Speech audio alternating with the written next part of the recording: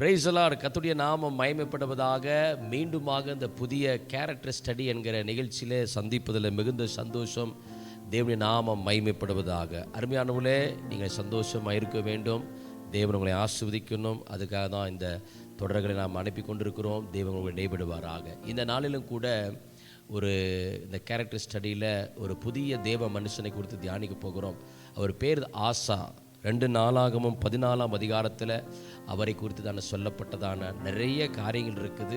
சின்ன ஒரு காரியத்தை மாத்திரம் உங்களுக்கு நான் அறிமுகப்படுத்த விரும்புகிறேன். தேவனுடைய நாமம் மகிமைப்படுவதாக. இந்த ஆசா அப்படின்னு சொன்னால் கிரேக்க மொழியிலுடைய டிரான்ஸ்லேஷன் மருத்துவர் அல்லது குணப்படுத்துபவர் என்ற அர்த்தமாக. இந்த ஆசா யாருன்னு சொன்னால் தாவீதுடைய ராஜாக்கள் வம்சத்தில் வரக்கூடிய அபியானுடைய மகனாகிய ஆசா என்று சொல்லப்படுகிறது. நல்ல ஒரு தேவ மனிதன். அவரை குறித்து ஒரு சில காரியங்கள் தியானம். முதலாவது, இந்த ஆசா தேவனோடு கூட நல்ல ராஜாவாக இருந்து அநேக காரியங்களை செய்த மனுஷன். இவரை குறித்து சொல்லப்படுகிறது. முதலாவது 2 நாளாம் 14ஆம் வசனம் 2ஆம் வசனம் சொல்லுகிறது, ஆசா தேவனாகிய பார்வைக்கு நன்மையும் செம்மையுமானதை செய்தான். ஆசாவை ஆண்டவர் அவருடைய நாட்களில் யுத்தமே இல்லாமல் இருந்துச்சு அவர் பீரியடில். ஏன்னா இந்த ராஜாக்களுடைய பீரியடில் பார்த்தோன்னா யுத்தம் வந்துகிட்டே இருக்கும். அமிலேக்கியம் வருவாங்க, பயங்கரமான போராட்டம் வரும். ஏதாவது ஒரு ராஜா படையெடுத்து தேசத்தை யூதாவை எருசலேமை நொறுக்கி போடும்படியாக பயங்கரமான யுத்தம் வரும். ஆனால் ஆசா அரசாண்ட நாட்களில், யூதாவை அரசாண்ட நாட்களில் யுத்தமே இல்லாமல் ரொம்ப ஸ்மூத்தாக இருக்கிறாரு. யுத்தங்கள் இல்லாமல் ஸ்மூத்தாக இருக்கிறார். ஆனால் காரணம் என்னன்னு பார்த்தீங்கன்னா, இந்த ஆசா தேவனுடைய பார்வையில் நன்மையும் செம்மையுமானதை செய்தான். அருமையானவர்களே, நம்ம வாழ்க்கையில் யுத்தம் இல்லாமல், சத்து நம்மளை தொடாமல், எதிராளி நம்மளை தொடாமல் இருக்குன்னு சொன்னால் தேவனுடைய பார்வையில் நன்மையும் செம்மையமாக நடக்கணும். ஆண்டவனை பார்க்கிறார், ஆண்டவனை கவனிக்கிறார், ஆண்டவனை கவனிக்கிறார். அவருடைய பார்வையில் எந்த காரியத்தை செய்தாலும், எந்த வேலையை செய்தாலும் கர்த்தருக்கு முன்பதாக முதலாவது நன்மையாக இருக்குதா? எதை செஞ்சாலும் அவருடைய பார்வையில் நன்மையாக இருக்குமா? செம்மன்னு சொன்னால் உண்மையாக இருக்கிறது, வேதத்தின்படி வாழ்கிறது. எந்த காரியத்தை செஞ்சாலும் வசனத்தை கம்பேர் பண்ணி இது தேவனுடைய பார்வையில் செம்மையாக இருக்குமா, தேவனுடைய பார்வையில் இது நன்மையாக இருக்குமா அப்படின்னு சொல்லி எந்த காரியத்தை செய்தாலும் அந்த மனுஷன் ஆசா அப்படி செஞ்சனால கர்த்தர் யுத்தமே இல்லாமல் அந்த ராஜாவை கர்த்தர் ஆசீர்வதித்தார். 2வது, அவரை குறித்து சொல்லும் பொழுது பலிபீடத்த மேடைகளை அகற்றார். பலிபீடத்த மேடைகள் அகற்றார். நம்முடைய வாழ்க்கையில் நிறைய மேடை இருக்குது. செல்போன் என்கிற மேடை, யூடியூப் என்கிற மேடை, ஃபேஸ்புக் என்கிற மேடை, தேவனை தேட முடியாத, தேவனை கோபம் மாட்டுகிற நிறைய பலிபீடம், தேவையில்லாத பலிபீடம், தேவையில்லாத மேடை. ஏன் யுத்தம் வருது நம்முடைய வாழ்க்கையில்? ஆசா வாழ்க்கையில் பாருங்க, தேவையில்லாத யூதாவை சுற்றிலுக்கிற நிறைய தேவையில்லாத மேடைகளையும் பலிபீடங்களையும் விக்கிரக தோப்புகளையும் வெட்டி சுத்திகரிக்கிறார். நம்மளை சுத்திகரிக்கணும். தேவையில்லாத பலிபீடம், தேவையில்லாத பலிபீடம், தேவையில்லாத மேடை, அதெல்லாம் அகற்றணும், சுத்திகரிக்கணும். அப்பதான் யுத்தம் இல்லாமல் இருக்க முடியும், தேவன் நம்மை ஆசீர்வதிக்க முடியும். ஆசா வாழ்க்கையில் அதை பார்க்க முடியும். 3வதாக அவரை சொல்லப்படுவது, கர்த்தரை தேடி நியாயப்பிரமாணத்தின்படி செய்யவும் அதுக்கப்புறம் கற்பிக்கும் சொல்றாரு. நம்ம தேடுறதே கஷ்டம். நியாயப்பிரமாணத்தை தேடி தேடி தேடி தேடி, வசனத்தை தேடி தேடி தேடி தேடி பார்த்து அதன்படி நடக்கிறாரு. 2வது, நியாயப்பிரமாணத்தின் மேலே அவ்வளோ ஒரு நேசம், அது மேலே ஒரு பெரிய தாகம் வேதத்தின் மேலே. 3வது, அதில் கற்றுக்கொண்டதை நிறைய பேர்த்துக்கு கற்பிக்கிறார், டீச் பண்ணுறார் ஆசா. அதனால தான் ஆசானுடைய வாழ்க்கையில் யுத்தமே இல்லாமல் இருக்குது. ஏன் நம்முடைய வாழ்க்கையில் நிறைய யுத்தம் வருது? நம்முடைய வாழ்க்கையில் ஏன் நிறைய போராட்டம் வருது? ஆசாட்ட கேட்டு பாருங்க.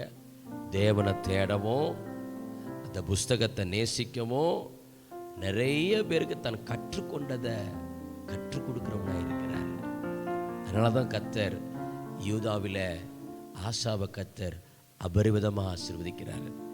நான்காவதாக பாருங்க, இந்த ஆசாவுடைய கவர்மெண்ட்ல லீடர்ஷிப்பில் 2,80,000 பராக்கிரமசாலி இருக்கிறாங்க, குதிரை வீரர்கள் இருக்கிறாங்க. ஆசாவுடைய படையில் 2,80,000 பேர் இருக்கிறாங்க, பயங்கரமான பராக்கிரமசாலி.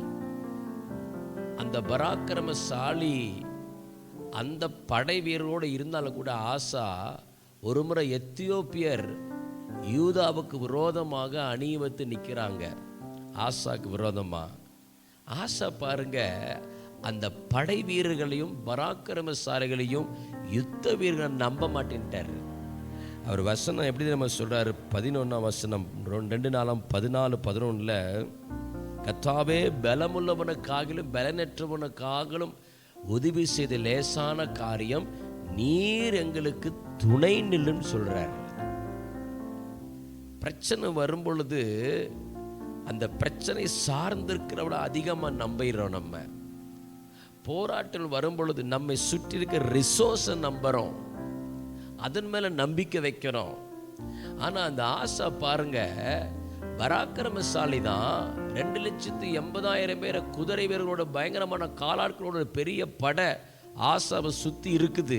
ஆனால் அந்த எத்தியோப்பியர் யுத்தத்துக்கு வரும் பொழுது தேவ சமூகத்தில் போய் ஆசை சொல்கிறாரு, கர்த்தாவே எங்களுக்கு துணை நில்லும், பலமுள்ளவனுக்காகிலும் பலனற்றவனுக்காகிலும் உதவி செய்த லேசான காரியம் என்று சொல்லி பிரச்சனையின் நடுவில் தேவனை மாத்திரம் சார்ந்து நிற்கிறார். நம்ம அப்படி நிற்கிறோமா? தேவனை மாத்திரம் சார்ந்து நிற்கிறோமா? நின்று பாருங்க, கர்த்தர் நிச்சயம் அவங்களை ஆசீர்வதிப்பார். அவரை குறித்து இன்னொரு காரியம் சொல்லப்படுகிறது. ஒரு உடன்படிக்கை பண்றார். ஒரு உடன்படிக்கை பண்றார் யூதால. என்ன சொல்றாரு தெரியுங்களா? பெரியோர் சிறியோர் எல்லாரும் தேவனை தேடாத யாரோ அவங்கள கொலை செய்யணும் சொல்லி உடன்படிக்கை பண்ணார். தேவன் மேல அவ்வளோ வைராக்கியம் ஆசாக்கு. அவர் ராஜாவா இருந்து இந்த வேதத்தில் அப்படிப்பட்ட சட்டம் யாருமே கொண்டு வரல. ஆசா அரசாண்ட நாட்களில், யூதாவை அரசாண்ட நாட்களில் பெரியோர் சிறியோர் எல்லாரும் தேவனாக கர்த்தரை தேடாதன் எவனோ அவன் கொலை செய்யப்பட வேண்டும். கர்த்தருக்கான வைராக்கியம், இயேசுவுக்கான வைராக்கியம். தேவனை தேடணும், கூட இருக்கிறவனை தேட வைக்கணும், கூட இருக்கிறவன் ரட்சிப்பை நடத்தணும், கூட இருக்கிறவன் தேவனுக்காக எழுப்பணும். ஆசாவுடைய வாழ்க்கையில் பாருங்க ஒரு வைராக்கியம். தேவனை தேடாத அத்தனை பேர் கொலை செய்யணும்னு சொல்லி ஒரு பெரிய சட்டத்தை உண்டு பண்றான். அதனாலதான் கர்த்தர் ஆசாவை கர்த்தர் ஆசீர்வதித்தார். அதனாலதான் ஆசா நாட்களில் யுத்தம் இல்லாமல் இருக்கிறார். தேவனே அவருக்கு துணை செய்கிறார். அப்படிப்பட்ட ஒரு சுபாவம், அப்படிப்பட்ட ஒரு கேரக்டர் நமக்குள் இருக்கும் பொழுது தேவன் நிச்சயமாக உங்களை ஆசீர்வதிக்க முடியும்.